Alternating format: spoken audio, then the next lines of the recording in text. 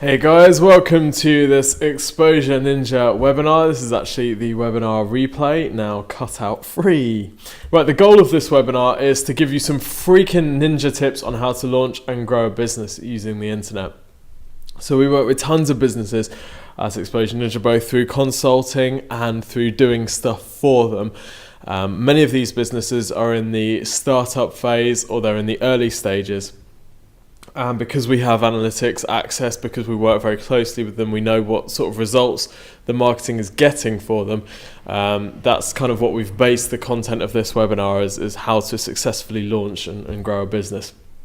So before we get cracking, because I know some people aren't familiar with Exposure Ninja or me, I just want to introduce myself. My name's Tim and I'm the head ninja at Exposure Ninja. I'm also the UK's best-selling online marketing author. So most people have read How to Get to the Top of Google. We've also got some books about social media and some market-specific books as well, like dental. I've been at the forefront of online marketing since 2008. I've been working in online marketing since 2005. When I was doing some pay-per-click ads, and then since 2008 I've been promoting my own business and working with clients as well. Exposure Ninja's marketing services, books, training courses and consultancy has helped over 10,500 businesses in the last 4 years, and in the last 2 years we've grown our own business from 3 people to 35. So the point of this webinar is not to sell Exposure Ninja to you or anything like that. All I'm doing is showing you how you can get started with this stuff yourself and giving you some tips to get cracking. So who's this webinar for? Well, this webinar is for you if any of the following sound familiar. So maybe you've got a new website which you've either built yourself or you've had built for you, but it's yet to drive much traffic. So you've spent some time, maybe some money getting the site ready, but it's just kind of sat there at the moment, not really doing anything for you. It might be an established business, but not really doing much online. So you might have offline marketing, which is going well. You've got a website which has been there for a while, but again, it's not really contributing to the bottom line, and you're looking to get started with some online stuff. Perhaps you're unsure how to navigate the maze of different channels at your disposal. If that sounds familiar, then you're not alone. It's pretty bewildering, and the choice is getting more and more complicated every month. One thing that a lot of new businesses have in common is they don't have a huge amount of cash. They need to strike oil fairly quickly. So at least in the early stages of the business, the priority has to be quick sales. It has to be short term, getting to the end of this month with more money in the bank than last month. Because if it's a new business, a new fledgling business, you might have spent a bunch of money getting it to where it is, and you need this cash from the sales in order to fund growth, to fund the rest of the marketing. So if any or all of these sound like you, then you're on the right webinar.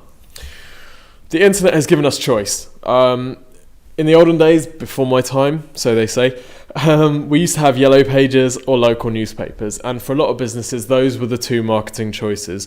You either do yellow pages or you do the local newspapers. If you opted for yellow pages, then you had one ad to create every year. You had to decide how big your ad was, and that's pretty much it. That kind of was the extent of your marketing work for each year. Well, nowadays, if you're running, say, an e-commerce business, you might have 3,000 ads with dynamic keywords in, sending people to dynamic content landing pages. Marketing is exponentially more complicated than it used to be. We've got so many channels at our disposal. You've got website, you've got SEO, pay-per-click, Facebook, Twitter, email, remarketing, retargeting, content marketing, Instagram, Pinterest, SEO, PR, guest blogging. So, over the last couple of years, after the last 3 years, we've worked with around 2,500 small businesses on a consultancy or done-for-you basis. And what we've noticed is that when these guys are faced with this massive choice, they have a really clear priority. The ones that are successful, they have a really clear priority. And this priority kind of shapes all of their marketing choices. It shapes which channels they're using and makes everything a lot more simple. So what are these priorities? Well, I'm not going to beat around the bush. I'm actually just going to tell you exactly what sort of priorities you need to be looking at your marketing for if you're an early stage business. So the first stage is nailing your positioning and message. if we understand the positioning and message, this guides all of the content. It can guide some of the channels that we target. It guides what's on our website, what we're positioning, what we're pitching on our website. It kind of guides everything, really. This is like the messaging part of things. So this is about answering questions like, what will you be known for? It's about doing some customer profiling and aligning with your perfect target customer, your PTC, your perfect ideal customer, understanding what their needs are, what their fears are, what drives and motivates them, so you can match what you're doing to their needs and talk with them using the phrases and the language that they're talking with as well. It's also about packaging your offering into easily digestible widgets. And this is something that we're going to be going through in this webinar. It's a pretty cool concept which not a lot of businesses think about, and as we'll see, it can be a catalyst for some pretty impressive new market entry. The next stage of your priority, once you've got your positioning and messaging sorted, is to build a marketing funnel. So what's a marketing funnel? Well, my definition is a proven, predictable, scalable system to turn traffic, convert that traffic and turn it into repeat business. Okay, that's your marketing funnel. Now, it can be automated or it can be run manually. It doesn't really make much difference. But the thing about a marketing funnel is it makes things more predictable. So you know that if you get a certain number of people to your website, you know that a certain number of these are going to convert through your lead generation offer. You know that a certain number of these leads are going to convert through your tripwire, and then a certain number of these people are going to buy from you. So because it's all predictable, because it's reliable and it's scalable, it means that you can figure on, all you need to do then is double the traffic to your website, and you know what's going to happen. You know the results that you're going to get filtering through the bottom end. So it makes it much more scalable, much more predictable. And also, a good marketing funnel has multiple channels of new customers, which insulates you against any particular one dropping off. So for example, your AdWords cost goes right up, or you lose a bunch of ranking because you've done some naughty SEO in the past. If you've got multiple channels of new customers, you don't have to rely too much on any one.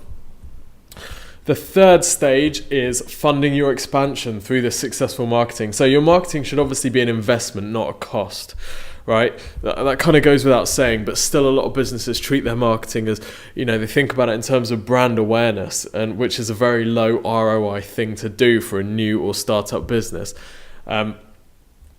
We're a firm believer that rather than having to rely on early stage investment, which sometimes it's inevitable if you're a manufacturing company or you've got very high startup costs, but rather than having to rely on this stuff, we like to, whenever possible, see the marketing funnel pay for itself and fund the future growth. So that's the framework that we're going to be looking at throughout this webinar. So that's what we're trying to aim for here. Okay. Obviously, early sales is absolutely key, and again, that's going to be something that we focus on. So let's look first of all then at nailing the positioning and message. So this is going to be the first thing that we look at today. Then we're going to have a look at the marketing funnel. Then we're going to have a look at your website. So the first stage, nailing your positioning and message, starts at USP, your unique selling point, but actually it goes so much deeper than this. So a neat way of summarizing this is something that we posted on Instagram last month. I can't really think of a better way of enunciating this. If you can't explain why your customers should choose you, they won't. Okay? Now, there's a really good explanation around this in the comment on that Instagram feed. So if you're on Instagram, go and check out Exposure Ninja. Basically, if you can't explain what's unique, better, or different about what you're offering, it's unlikely that your competitors' customers will leave the safety of the familiar to buy from you instead. So let's say that you're one of these e-commerce businesses and by default, you're having to compete with Amazon. That's possible to do. You can compete against Amazon and you can win for a particular market, right? But you've got to think really carefully, because people who are buying from Amazon, they're familiar with Amazon. They know it's safe. They know delivery is quick.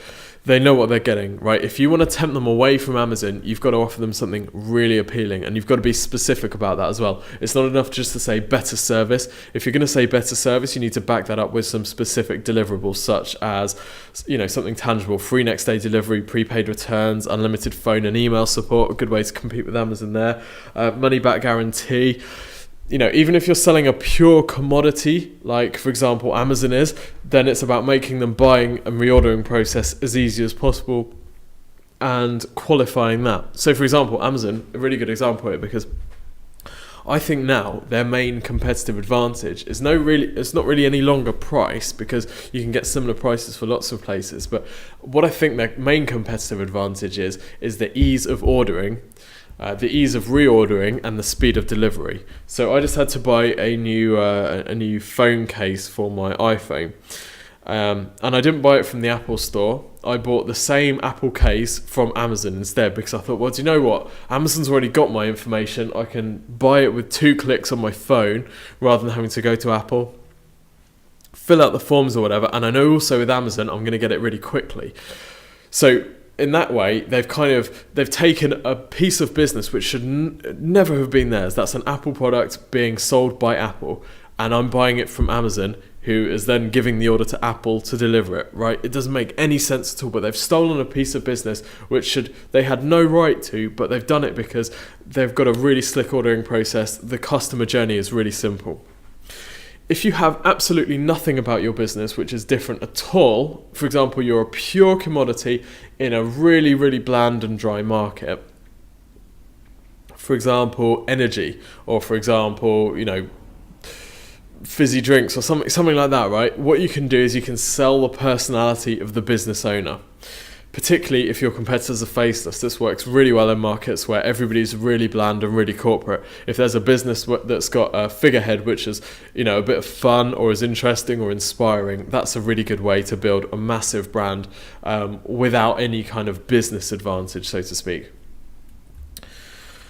Okay, so the next thing that we want to look at is the widgetizing of your business. Now, widgetizing is a really cool concept. It's basically about packaging your service in a way that's really easy for your customers to digest. You make it really easy for them to understand it and buy it, but also for you to deliver it. So what I'm going to do is I'm going to show you a quick example of a really widgetized business. This legend in Las Vegas, a guy called Bob Stupak. He's definitely a legend because I think he's now dead. So he built a hotel called Vegas World. It's now called the Stratosphere, but he built it 1 floor at a time using a widget promotion. So he bought this thing when it was like a piece of crap dump, absolute hole. No one would want to stay there. He turned it into something epic by making a widget out of his service. So what was his widget? Well, his widget was a $399 package.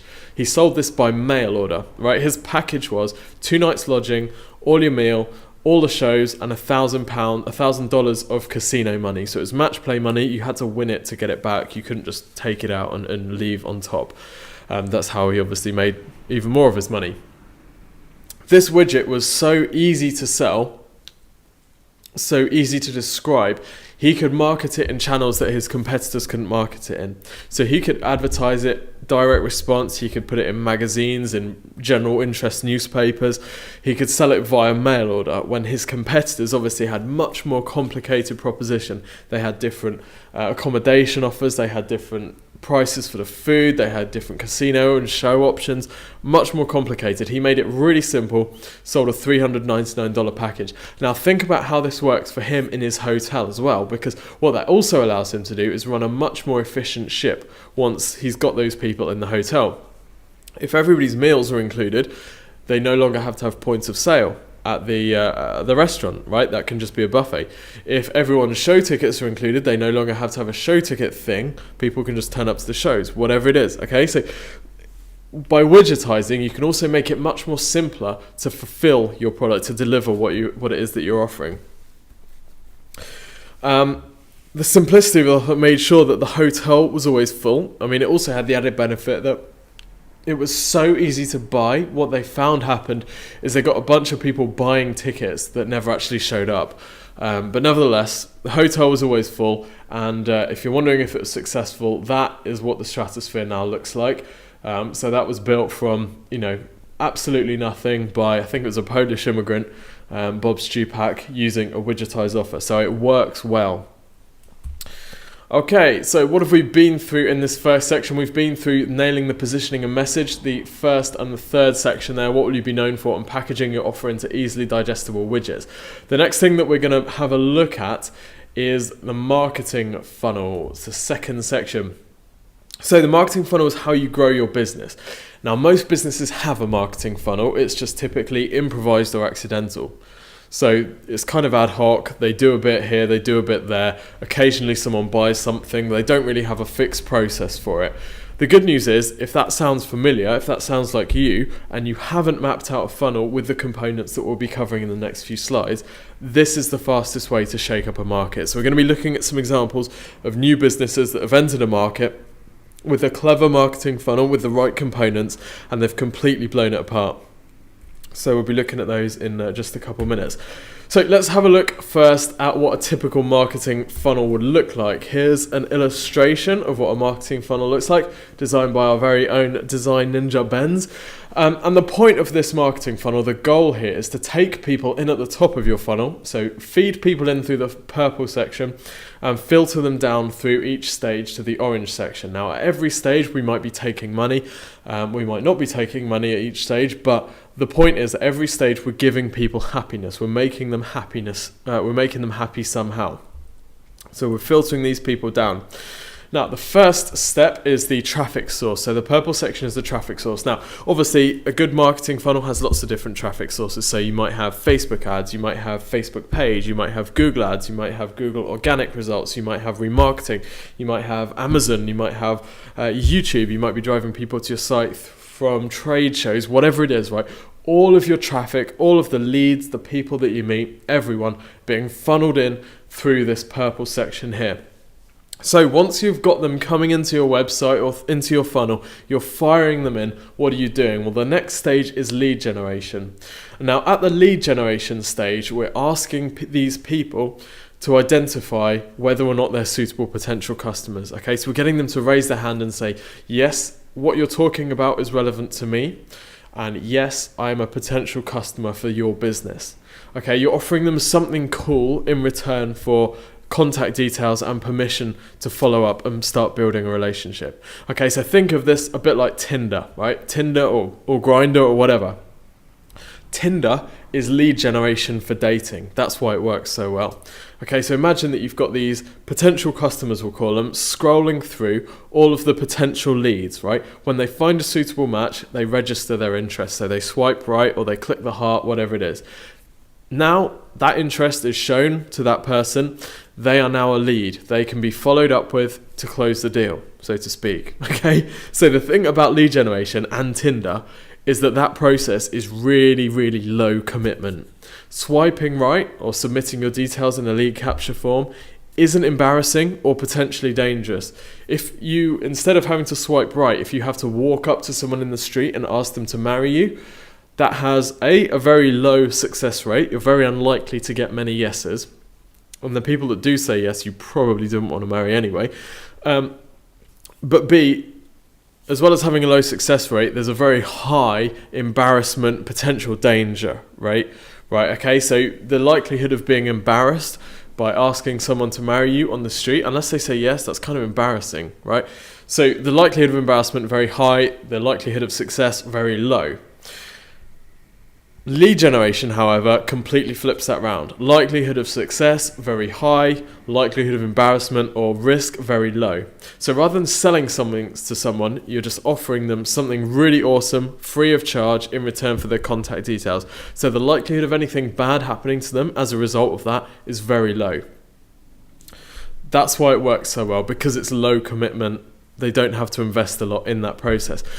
Unfortunately, most businesses, in their accidental marketing funnels, they aren't set up with a lead generation component at all, right? So they go straight from traffic to trying to sell their main product. Now, the downside of this is, it's basically like walking up someone in the street and asking them to marry you, okay? The likelihood of success, very low. And also, for every one person that says yes, there's probably 50, 100 that would have said yes once they got to know you, but they weren't ready yet, or they didn't know what they were looking for, or they don't understand why you are the best thing for them. Okay, so by building a relationship first, you massively increase the chance that you'll get a yes when you ask them to marry you or buy from you. Okay, so once you've got people through lead generation, you've got these leads. The next stage is a tripwire. Now, a tripwire is something that we'll be looking at in the next slide. Basically, a tripwire is a low commitment purchase. Okay, so it's something that's very cheap, very easy to buy, relevant to your target audience, relevant to what it is that you're offering. So in the dating example, in the Tinder example, a tripwire could be a date. So someone swiped right, you've got talking, that's the lead generation element. Then you ask them out on a date. So this is a tripwire offer. You're asking them to commit financially, not a massive commitment financially, not a massive commitment of time. What's the worst that could happen on a date, right? Terrible meal, bad company, you leg it from the bathroom window. That's the worst that could happen, so it's a little bit more risky, but still, you're not asking them for marriage yet. The reason why your business needs a tripwire, why it needs a low commitment purchase, is because once someone has bought from you, the likelihood of them buying from you again is 300% more. Okay, so even if they just give you a little bit of money for a very low price offer, their likelihood of purchasing from you, your core offer, later on, 300% more. So selling a tripwire to someone makes a massive difference to your overall closing rate and certainly your closing rate with that person. Once you've sold the tripwire, that person has registered as very warm, then we sell them our core product, widgetized, remember, from the last slide. Once they've bought the widget from you, then they go into what we call an engagement stream. Now, an engagement stream is a series that it could be emails, it could be phone, it could be letters, it could be your newsletter, whatever it is. The purpose of the engagement stream is to stimulate repeat purchases, build familiarity, build trust, generate referrals, that kind of thing. So what does each stage of our marketing funnel build us? Well, firstly, our traffic source gives us traffic. The lead generation source gives us leads, obviously. The tripwire then qualifies these leads. The widget turns these people into customers. And the engagement stream turns them into repeat customers, fans, or evangelists. So an example of this would be the Exposure Ninja business, right? So a lot of you guys will be familiar with Exposure Ninja because you've been through our marketing funnel. So the traffic source could be, you might have read one of our books, you might have watched some videos on YouTube, you might have found us on Google, whatever it is, right? You're coming into the business, and then once you land on our website, what are we doing? Well, the purpose of our website is to ask you if you want a free website review. If you want a website and marketing review, that is our lead generation. Now, that shows that you're interested in marketing help, you're interested in improving your website, whatever. Once we've done that, then you might buy a tripwire. Now, a tripwire could be an upgrade to that marketing review. It could be extra books. It could be some training. It could be whatever. Then we've got a widget, which is our done-for-you marketing services. Then we've got an engagement stream, such as this webinar, where you get extra stuff from us, more training, so on, so on. I want to investigate this tripwire idea a bit more because it's something that's quite alien to a lot of businesses, and not something that we talk about a lot in the UK in particular. Right, a tripwire, as I said in the previous slide, it's a low-ticket front-end item designed to qualify customers, okay? So you're bringing in leads to your business and you're immediately selling them something relatively cheap. The purpose of this is to prove that they are good quality leads and also to increase their likelihood of future purchases. Let's look at some examples of tripwires because I think that can be instructive. The first example we're going to look at is a business called Renovate 288, right? Renovate 288 has something really simple which is key to their success. This tripwire is a $288 kitchen design service. Okay, so what you do is you give Renovate 288 a call, or you go onto their website, you ask for this $288 kitchen design service. They will talk to you about what sort of kitchen you want, what sort of materials you want, which features you want. Then one of their designers will come and they'll design you your perfect kitchen in your home. So you can see, like an illustration of what it's going to look like. You can imagine what it would be like to use this kitchen. So the $288 offsets the cost of this design service. But the real reason why these guys use it, and the reason they've been so successful, is because 85% of these leads turn into buyers. Now, for these guys, the average sale is $60,000. So really, really, really important part of their business. Now, some of our clients are in the counseling and therapy business. So these guys have a really interesting opportunity to implement a tripwire. Because at the start of any counseling relationship, typically it's ideal for the counsellor and the patient to meet and talk about the issues that they're going to be covering. Make sure there's some rapport there between the parties, and to establish that the counsellor is going to be able to make a difference to the patient's life, right? That kind of needs to happen. They're not just going to sell them into some expensive counselling package without doing that initial work. So this is something that's going to have to be done at some point. Now what you can do is you can package this as a tripwire, take a very small amount of money from it. And what you'll find then is that by the time someone's invested the time, they've overcome the hurdle of talking about their issues, they're in your office, they're talking to you about what's up, they've already kind of overcome so many of the objections which will prevent them from buying from you, that actually from that point the sale is relatively straightforward. Another example, let's imagine that you're a dental practice. You're a new dental practice in a new city. You're facing lots and lots of really well-established incumbents. You're trying to compete. So it's quite difficult, unless you've got a big marketing budget, to take business away from established practices. It's quite difficult to take patients away from other practices if they're doing a good job. What you can do is you can, as soon as you land in the country, in the city, you can start targeting the floating voters, right? The people who are undecided, the people who don't have a regular dentist. So what you can do is you can offer them a dental checkup, a tripwire amount, so maybe £5, something very, very low end, very easy to buy. The point of this is not to make any money. It's not even to cover your costs, right? You're gonna lose money on that. You're probably going to lose money on a £40 dental checkup, okay? The point of that is not to make any money from checkups at all. Forget that you're making any money. It may as well be free. The point is to get people in the chair with their mouths open, showing you the problems with their teeth. Because once they're in that position, and you can say, yeah, you need whitening, you need fillings, you need Invisalign, you need whatever, right? At that point, you are so much more likely to make that sale than any of your competitors. So using this dental checkup to get them in, to start talking to you, to build a relationship, can be a really powerful thing to do. Now, one final example of a tripwire, there's a guy I know in the States called Perry.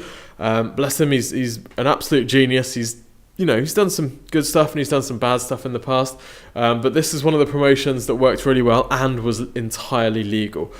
So he ran a candle supply business, okay? Very new company, not a huge amount of startup capital. He wanted to start competing in his market. He was facing lots of very well-established players, and there was a lot of loyalty from the customers to these vendors, right? So he had to figure a way to muscle his way in and start shooting above his weight. So what he did is he identified that every candle maker needs candle wicks. Okay, that's just like a fundamental. It's something that everybody has to buy. So the going rate in the market was $20 for 1,000 candle wicks. What he decided to do, because he could get these candle wicks at $2, he decided instead of marking them up and making $18 per sale, which is pretty good obviously, he decided to actually just sell them at cost, so make no money at all, sell them for $2. Now pretty quickly, nobody in the market was buying candle wicks from anybody else, right? They were all buying from him. And how could you excuse that? I mean, if you were paying 10 times as much for something which is entirely commoditized in one place as you could get it for somewhere else, then you'd be crazy, right? So everyone was buying their candle wicks for him, and he made no money on these candle wicks.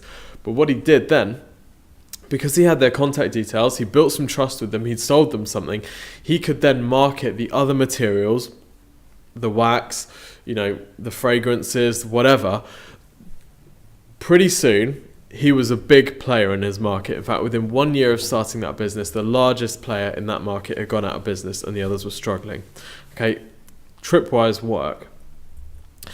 And don't forget that in many cases, if you've got a consultative sale or a sale with any sort of consultation element, you would have to do this work anyway. So for example, the kitchen design service, the counselling and the dental, right?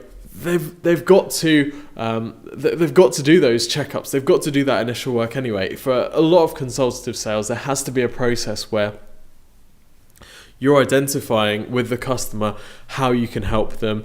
You're identifying which areas they should be focusing on, right? So you've got to do this work anyway. You've got to put in that time. So what you can do is you can package this intelligently and then sell it as a tripwire, and you'll notice that makes a massive difference on your conversion. Okay, so that's tripwires. That's the kind of marketing funnel in its whole entirety. Now we're going to have a look at your website. Okay, so we're going to think about what your website should do. Now, your website is absolutely central to your marketing plan. It's quite possibly the most important piece of your marketing funnel. So what should it do, and how do we tell if it's doing a good job? Okay, your website should do three main things. Now, the first thing it should do is it should be getting found, right? It should be bringing you in traffic. The next thing it should be doing is teaching people. Now, specifically, it should be teaching them about why they should buy from you, right? That's really important. We're not just teaching people for the sake of spreading knowledge and happiness out there. We're teaching them with a very specific goal in mind, and that is to give you money. The third goal is to generate leads and sales. So it needs to close the deal. Your website's there to work hard for you, not just to look pretty and get loads of people on it. It has to be working hard and generating results for you. So let's look at each of these in turn, and then we'll take a look at some examples. So the first element, traffic. Obviously, your site should be easy to find, right? SEO is so important these days. High organic ranking can do so much for your business. It's just ridiculous. So your website should be easy to find. It should be appealing to your target audience. This is all about the design. The design is so important. People unfamiliar with your business, they really don't have a lot to go on when they first come across you. So the quality of your site is really all that they can judge you on initially. I don't know if you watch, we like Alex Polizzi's program, The Fixer, and there was a recent episode where she said something, I'm not quite sure about the statistic, I'm not sure I fully believe it, but she said that you've got about 1/10 of a second with when someone lands on your website when they decide whether they like it or not. Now, I'm not sure it's that short. We typically find that bounce rate tends to be triggered either way around 3 seconds. So, whatever the number is, the point is you don't have very long in order to get someone to stay on your site, and design is a huge part of that. You wouldn't put your best salesman into a new meeting with a really massive potential client wearing like a dressing gown, would you? So if your site looks terrible, what's that saying about your business to your customers? And of course, your site should work on the devices that your customers use. Mobile friendliness is so important. We're actually, at the time of filming this, we're just about to see, on April the 21st, we're going to see a massive Google update targeting mobile friendliness. This is going to be huge. We know it's going to be huge because they've announced the date ahead of time, which is something that they've never done before. And what this update is focused on is holding sites back in ranking that are not mobile friendly for mobile searches. Okay, so someone searching on their mobile phone, they're going to see fewer sites which are no longer mobile friendly. Now, where this matters is for pretty much every website that is mobile friendly. Typically, mobile traffic makes up between 20 and, for some of our e-commerce clients, up to 65% of all their traffic. Okay, mobile traffic is awesome. It converts well. It tends to have a low bounce rate if the site is, responsive, if it looks good on mobile, and they tend to be good customers as well. So, mobile traffic, really, really important. If your site's not mobile friendly, we're no longer at a stage where you can ignore this or sweep this under the carpet. This has to be a priority. It should be one of your main priorities. The next thing that your website should do, remember the education. So this starts by being benefits focused, but it goes a bit beyond this. So benefits focused, obviously everyone knows you should talk about what your business does to help your customer rather than just the technicalities of what you do. But you can think about this in a slightly more developed way, explaining how you can help the customer reach their goals, right? So if you understand where the customer's going, why they're buying your thing, what kind of need that's fulfilling, then you can link what you're doing to those goals and the achievement of those goals. Obviously, it's all about removing fear as well. Now, every different market has fears in the customer's minds that prevent them from buying. Some of them are common to all markets, some of them are very specific to particular industries.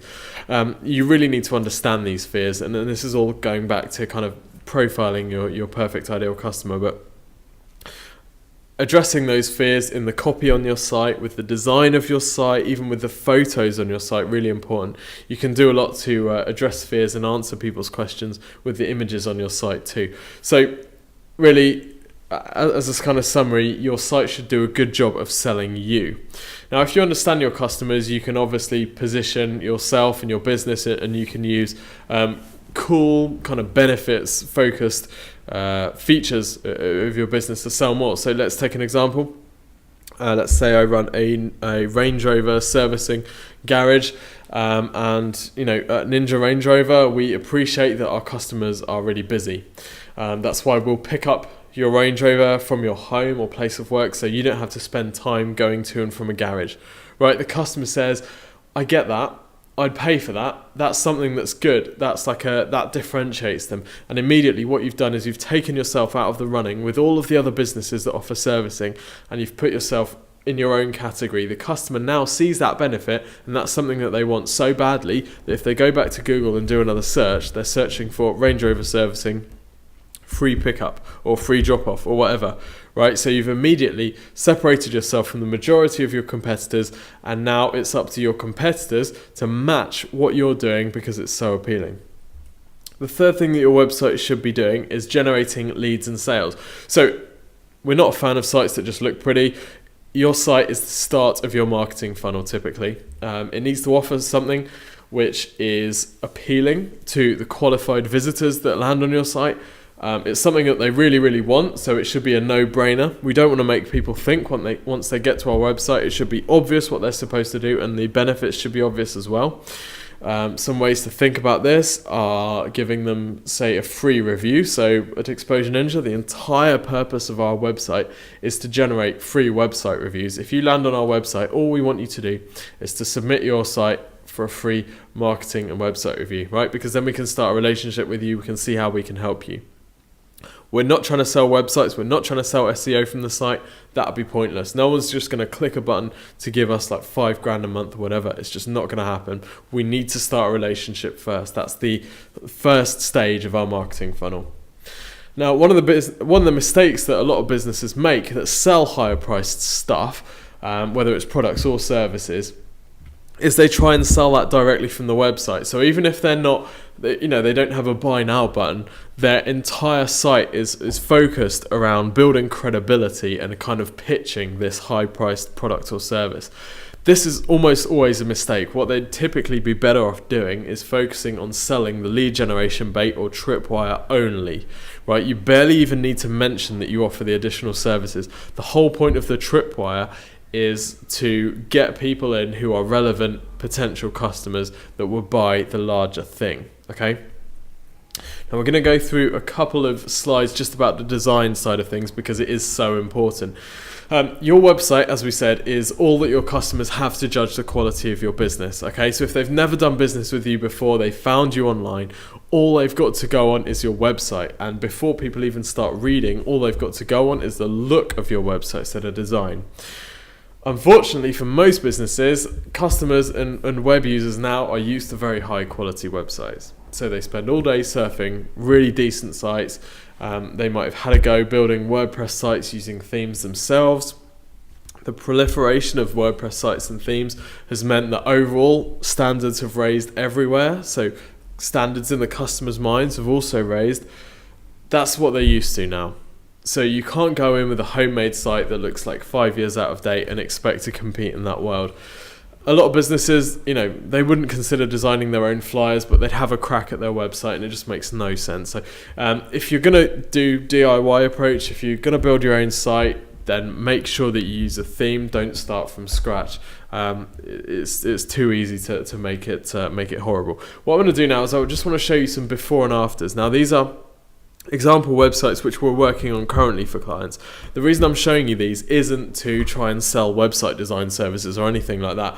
The reason I'm showing you these is because of the perception of the business that you get from a before and an after, and how that perception has changed. So this first example, a lovely bloke called Stuart who sells hygiene and cleaning materials. Okay, now this was the site that he sent us for review initially, which we recommended that he had rebuilt. As you can see, pretty difficult to get a vibe for what they do there. This was the site that coughed out of our Ninja design department a few weeks later. So as you can see, like a complete shift in perception of this business.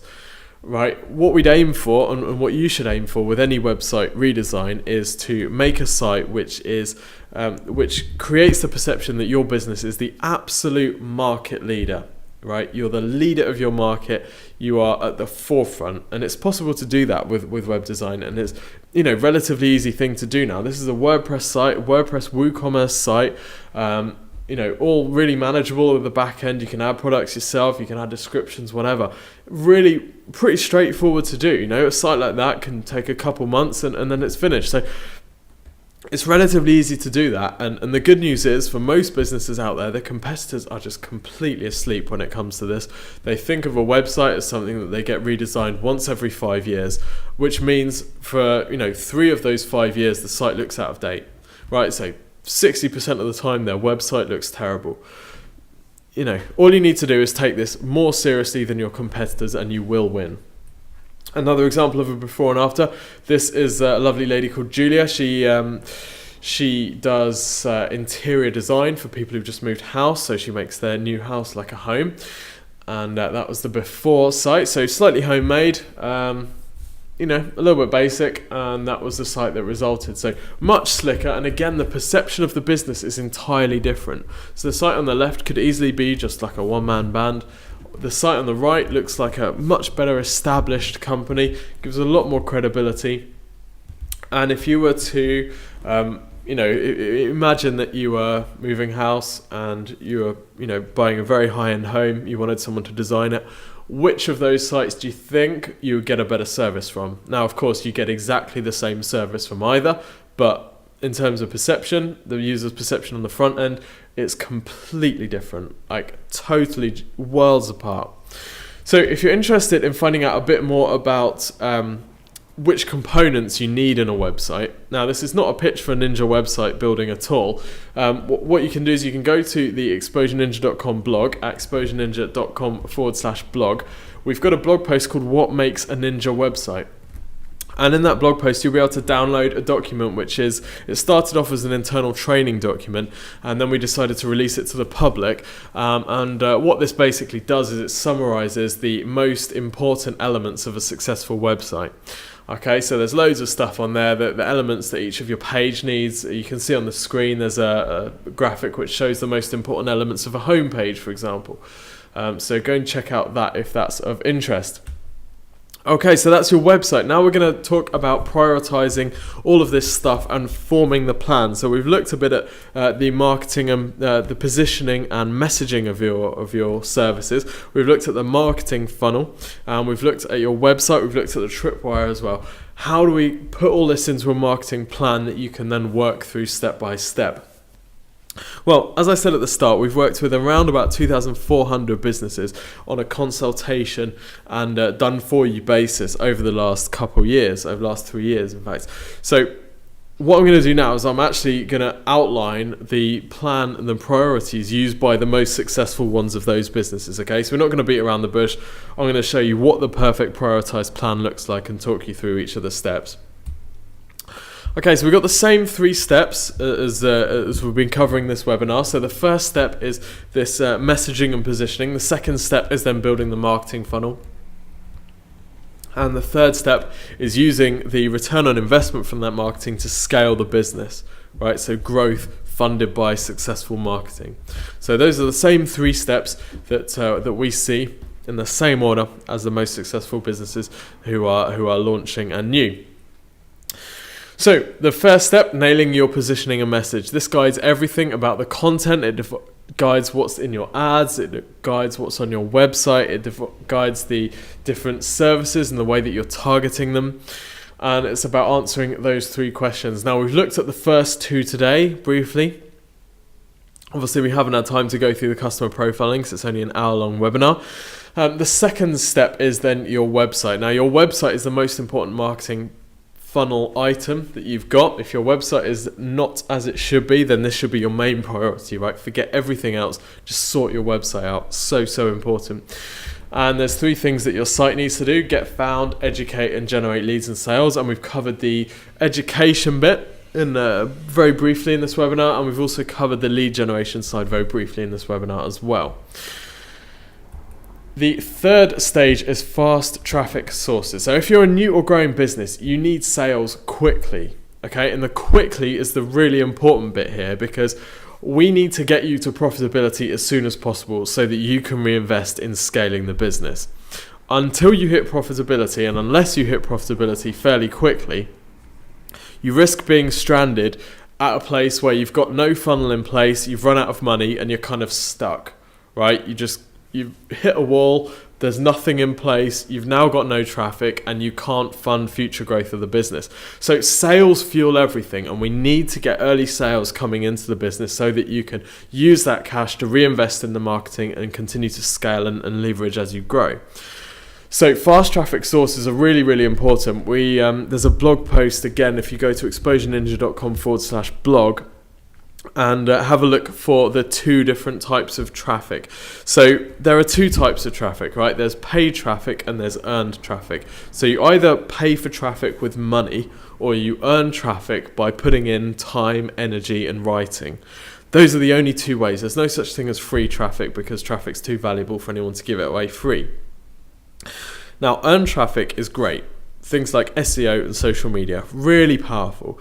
But the downside of those guys is they take a while to develop. Now, the upside is once they've developed, you also get a tail on them. So even if you stop earning that traffic, you will still get, if you're ranking well on Google, you can stop doing any promotion. And for a while, you'll still have some decent ranking.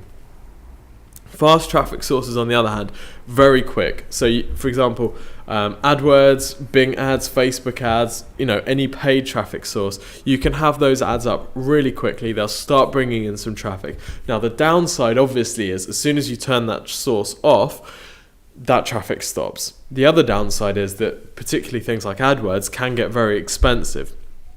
So, long term, you really, really want the profitable channels like SEO and social media bringing you in a large percentage of your traffic, because that's the best value sort of traffic you can get long term. But in the short term, obviously you need sales so that you can start funding that SEO or that social media work. So that's why we like to combine fast traffic sources with long-term traffic sources. Get the AdWords up, then you're bringing in traffic, then you're bringing in some sales. That can allow you to fund the longer term SEO and social media work.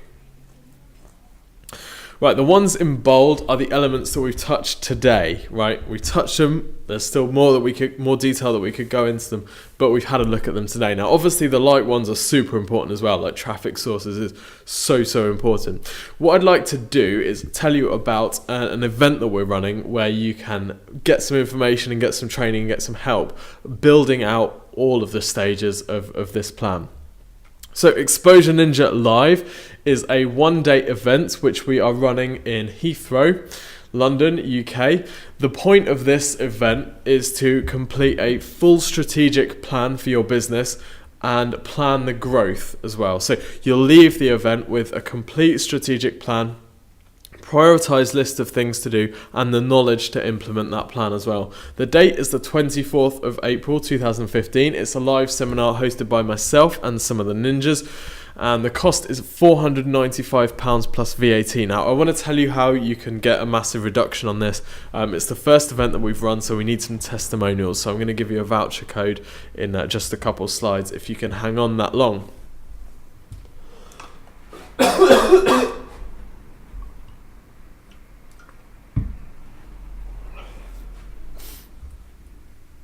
Okay, so what are we going to be doing on the day? Well, the first thing we're going to be doing is covering every strategy that we use to promote our clients and launch new businesses. Okay, so we've got a huge amount of data, loads of experience in launching new businesses on the internet, and we're going to show you exactly how to do it. So we'll be going through some of the stuff in this webinar, but also all those other things that we didn't get time to cover today.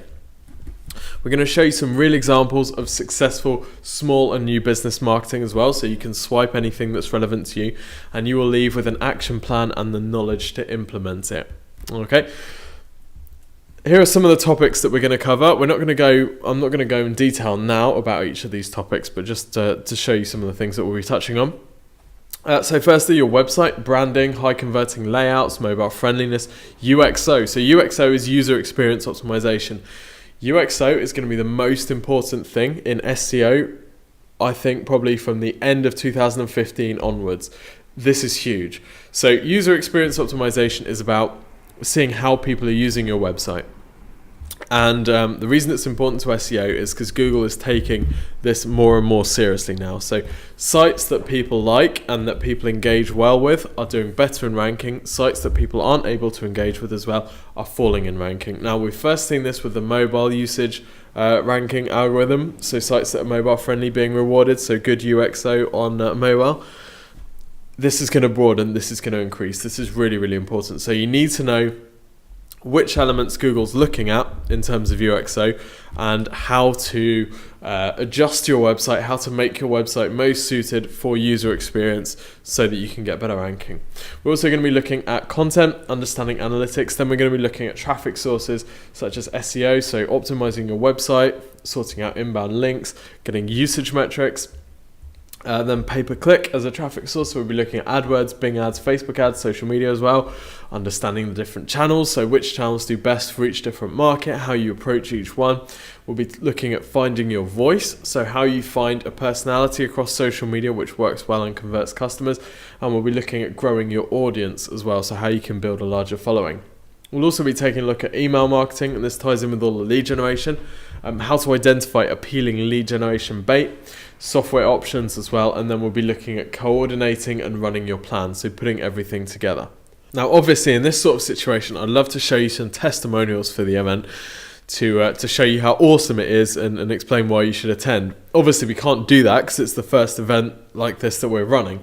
So what I want to do instead is show you some testimonials from people that have used our training materials or bought our books instead, to show that what we do is effective. So here we are. So my name's Terry Henshaw. My company is Zuba Ball. We're a bubble football company, and our business is very much based on business from the internet. We were absolutely nowhere on our key search terms, being bubble football, Brighton. I bought Tim's book.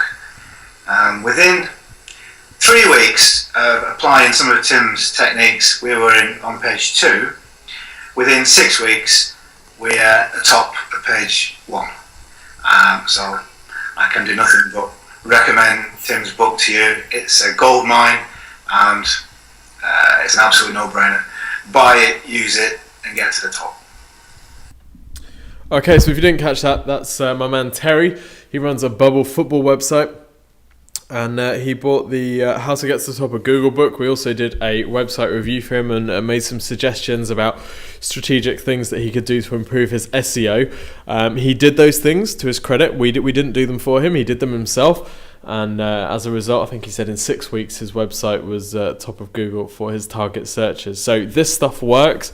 The stuff we're sharing works. Obviously, he hasn't been on the course, but it's the training stuff that we do. It's exactly the same stuff for exactly the same people as what's in the course. Some more proof that what we do works. Here's our best-selling book, How to Get to the Top of Google, written by me. You can see there 103 reviews on Amazon, average 4.5 stars. And some of these most recent ones from February, my man Danny Donald, who is now a client of ours. Just amazing. Really, this book is invaluable. I'm roughly halfway through, already excited for the future of my website. He spent a lot of money with other people, didn't get good results, but believes that the book has taught him how to recoup this loss, and he's very excited about the future. This Amazon customer, I'm not sure who that is, but who complete novice in anything to do with SEO and web marketing. After a few chapters, they had the knowledge to get their site and podcast showing up in Google searches and on iTunes. Very delighted. Cannot praise the book highly enough, and hasn't even finished it yet. I'm not sure if that's a good thing or a bad thing. And this is Craig Wilkinson, another positive review here. So we're really proud of what we do. We're really proud of the amount of people that we've been able to help, and we're proud of the quality of our training, and that's something that we're seeking to replicate with this seminar. So I want to add in some free gifts because this is the first seminar that we're running and we don't have any testimonials. What I want to do is I want to get some people in the seminar so that we can get some testimonials from them if they enjoy the seminar. So I want to add in some free gifts to make it a complete no-brainer for you. The first free gift is 2 months Marketing U membership. Now, Marketing U is a training platform that we run to help businesses that are doing their own online marketing to do it more effectively. Okay, so there's lots of videos about every different element of online marketing, from doing your own SEO to running social media to setting up ads. Whatever it is, it's there in Marketing U. Everything that we do for clients, there's walkthroughs in Marketing U. So you get 2 months access of that free of charge. That's normally £49 a month plus VAT. You also get a 20-minute coaching consultation with myself. These go out at £110. So what we typically use this time for is prioritising a strategic plan.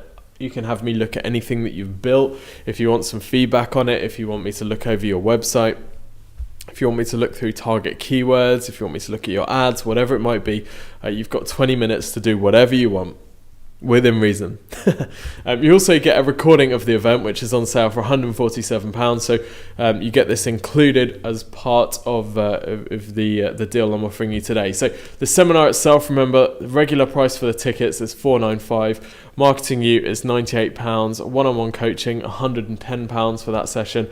The event recording, £147, would give a total cost for the whole lot of £850 plus VAT. Now, as this is the first seminar, we need to get some testimonials before we can start charging full price. Okay, so what I'm going to do for the people who've watched this webinar is offer a voucher code which will take that cost to $197 plus VAT. So use the promo code ninja653 and head over to exposureninja.com/live in order to claim this voucher code. That's really, really important. You need to use the voucher code. Everybody else who goes to that page, they're going to have to pay full price. You need to use Ninja653 in order to get the 197 deal. 653 because that's the cost saving there. Now, if you're unable to attend the event on the 24th of April in London, then what you can do is you can get the event recording also from that page. Again, you do need to use a voucher code for that, otherwise you will pay considerably more because you'll be paying regular price for the event recording rather than the 147 discount rate. So that concludes the webinar. What I now want to do is open the floor to any questions that you might have. So drop them in the little chat box there, and I'll go through them and see what we're saying. Okay, so Daniel has said, do you recommend any good resources for learning about the fast track option? So Daniel, I'm guessing that you mean the fast traffic sources, things like the pay-per-click. Good resources for learning about them. Well, obviously Marketing U is a really good resource. There's loads of information there about all the different paid traffic sources. So to check out Marketing U, go to marketingu.ninja. That's marketingu, the letter U.ninja. And there's plenty of videos inside there, and obviously you get Marketing U membership as part of the seminar as well if you're using that voucher code. So that's a good resource. The other, I guess YouTube is a good place. You want to check out someone called Molly Lipman. She's got some cool videos around Facebook retargeting. So she's particularly Facebook paid stuff, but got some quite cool videos there. Facebook retargeting is just killer. So definitely check that out. So I hope that's useful there. All right, Amy said, what's the difference between retargeting and remarketing? Great question, Amy. So remarketing is Google and retargeting is Facebook. They're pretty similar, but they work in slightly different ways. So remarketing is where Google gives you a little piece of code to add to your website. When you add this piece of code to your website and someone visits your site, your website drops a tracking cookie on their browser. And this tracking cookie means that whenever they're browsing around the rest of the internet, they're seeing your ads, right? So they see your ads in anywhere that runs Google Display Ads, which is pretty much the entire internet. Okay, so remarketing, really, really effective because obviously those people have been to your website before, they're highly qualified. The other great thing about remarketing is it tends to be pretty cheap, like good value. The reason for this is because you're paying for display ad prices. So typically display ads are low targeting, so tend to be very cheap. But obviously you're using display ads, but it's very targeted traffic. So it's kind of the best of both worlds. So that's remarketing. Now retargeting is Facebook's one. And again, they'll give you a tracking pixel to use on your site. And then when people have visited your site and then they go on Facebook, they'll see ads for your business if you've got ads set up in Facebook to target those people. So the other thing that Facebook's got is something called custom audiences, which is just so gangster, and it's something that we haven't really seen before with kind of any marketing channel really. And what you can do is your tracking pixel can also find you audiences which are like the sort of people that visit your website. So you can build what's called custom audiences, and these are people which have a similar profile, so they like the same pages, they might have the same interests, they exhibit the same behaviors on Facebook as the people that visit your website. So it's a good way to find similar audiences, comparable audiences. So that's really, really exciting. That's something that hasn't really existed before. So that's pretty gangster. Charlotte says, how can you translate the use of a tripwire to e-commerce? I get that a garage could offer a free tyre checks or something, but what could I offer for a simple commerce website? Good question, Charlotte. E-commerce, there are plenty of opportunities.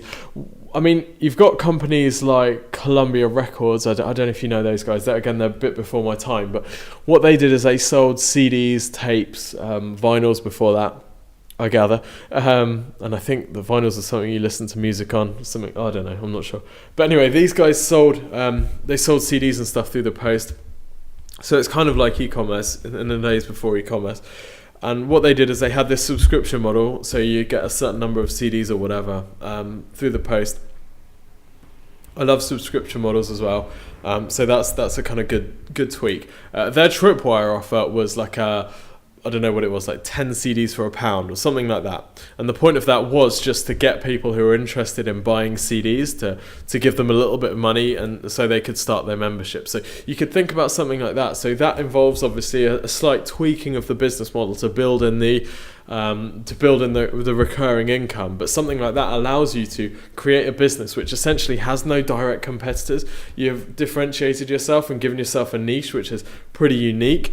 So yeah, I'd think about something like that. Okay, Kaz says, how can we download this presentation? Kaz, this is there'll be a replay which you will get to see. Right, Johnny says, for the same money, best to run multiple campaigns or concentrate expenditure on one. So Johnny, I'm guessing that you mean running different marketing channels at the same time. So if you've got a certain amount of money, are you best to focus on one marketing channel, for example, Adwords, or are you best to split your money between different channels? Really good question. I think rather than focusing on the budget side of things, I think it's all about attention and how much time you have to invest on this stuff. So if you've got the time to manage a Facebook campaign, a Bing campaign, and an AdWords campaign, then I would do that, right? I would split your money across those, because the reality is that you can get a good idea, you can get enough statistics to tell whether something's working or not from a relatively small budget on any of these channels, okay? Particularly Facebook. You can get started on Facebook very cheaply, like 2 figures cheaply. So I think it's more important about the attention rather than the spend. If you don't put the adequate attention into something like AdWords, you can spend a huge amount of money, blink and you'll miss it. It could just be gone. We've had clients of ours that before they met us, they'd accidentally spent 4 or 5 figures on AdWords. They didn't even realize that their ads were still on, and all of a sudden the money comes out of their account. It's a bit of a shock. So you need to make sure that you're managing it really, really tightly. You're managing the negative keywords, and you're making sure that all the searches you're showing up for are relevant to your business. But if you're doing that, then you can go for as many channels as you want, and all of the data can feed into others. The reason we like lots of channels working at the same time is because for whatever reason you might find that one channel works particularly well or one channel doesn't work very well at all. For example, we've got a client that makes signs. They make shop front signage, done some really, really cool work with some really big brands. Now we're driving a bunch of traffic to their site at the moment. We're using a few different channels. One of the channels is working ridiculously well. One of the channels is doing, nothing at all. Now, the channel that's doing nothing at all is Google AdWords. We'd be expecting this to be doing pretty well. The volumes there, people are clicking on the site, they're spending time on the site, but they're just not converting. If you compare that to SEO, that's doing really, really well. So, it doesn't really make sense. We've had a look at the AdWords campaign. Everything seems to be fine. We're targeting the same keywords as the SEO, yet the pay-per-click traffic just not converting as well as the SEO traffic. So you get this. Typically, there's one or two channels which work really well, one or two channels which do absolutely nothing and they're dead, and then you get some in the middle. So that's why you kind of want to split the campaign. Otherwise, they might go into this, try some pay-per-click traffic, say, okay, this traffic's not converting. Either the website's dead, the message is wrong, something is wrong about our business. There's no market for this. But because we've got different channels there, we're able to say, okay, it's just this particular channel which is not working well for whatever reason. So that's kind of why you want to split things up. Okay, someone else has asked, can you get event recordings separately? Yes, you can. Go to exposureninja.com/live and stick in the promo code there. If you need to scroll to the bottom of that page and then click the button, and then that will give you the event recording, but you do need to use that code, otherwise you'll end up paying full price. Right guys, I need to wrap this up now, so thank you very much for joining. If you've got any more questions, then you can drop me an email, tim@exposureninja.com. But I hope you found this webinar useful. I'd love to see you at the seminar if you're able to attend. Otherwise, I'll talk to you soon.